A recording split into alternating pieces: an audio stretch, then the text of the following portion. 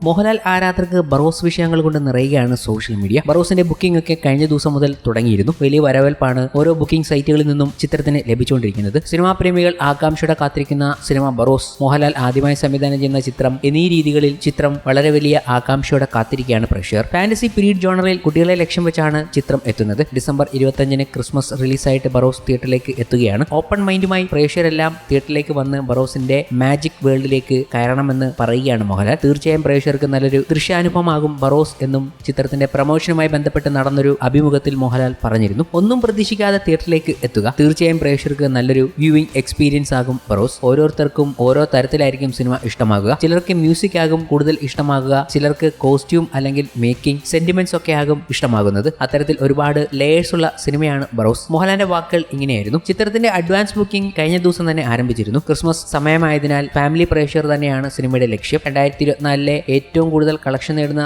സിനിമയുടെ പട്ടികയിൽ ബറോസ് മുന്നിലെത്താൻ സാധിക്കുമോ എന്നാണ് കാത്തിരുന്ന് കാണേണ്ടി വരും. മികച്ച പ്രതികരണങ്ങളായിരുന്നു സിനിമയുടെ ട്രെയിലറിന് ലഭിച്ചത്. സിനിമയുടെ വിർച്വൽ 3D ട്രെയിലറാണ് പുറത്തിറങ്ങിയത്. എല്ലാം കൊണ്ടും ബറോസിന്റെ പ്രൊമോഷൻ എല്ലാവരിലേക്കും വലിയ പോസിറ്റീവായിട്ട് തന്നെയാണ് എത്തിയിരിക്കുന്നത്. അത് ബുക്കിംഗിലും കാണാനുണ്ട് എന്ന് തന്നെയാണ് ട്രേഡ് അനലിസ്റ്റുകൾ നൽകുന്ന റിപ്പോർട്ടുകൾ. കഴിഞ്ഞ ദിവസം അഡ്വാൻസ് ബുക്കിംഗിന്റെ വിവരങ്ങൾ പങ്കുവച്ചുകൊണ്ട് ട്രേഡ് അനലിസ്റ്റുകൾ എത്തിയിരുന്നു. കഴിഞ്ഞ ദിവസം ഏതാണ്ട് 9 മണി വരെയുള്ള കണക്കുകൾ വെച്ച് നോക്കുമ്പോൾ 55 ലക്ഷം രൂപയാണ് അഡ്വാൻസ് ബുക്കിംഗിലൂടെ ബറോസ് എന്ന ചിത്രം നേടിയിരിക്കുന്നത്.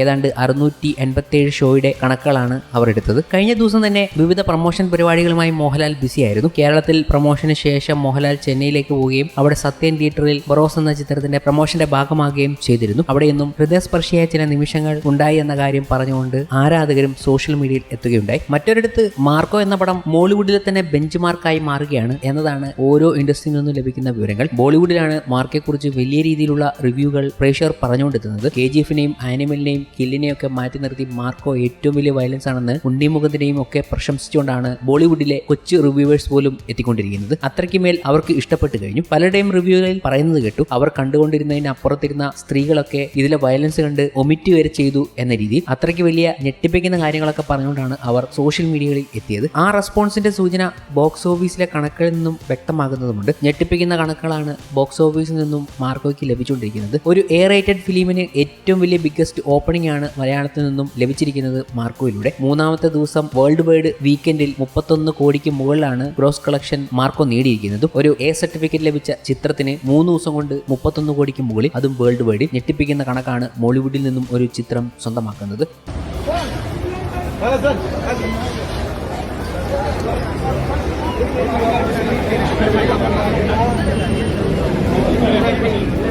Bukul.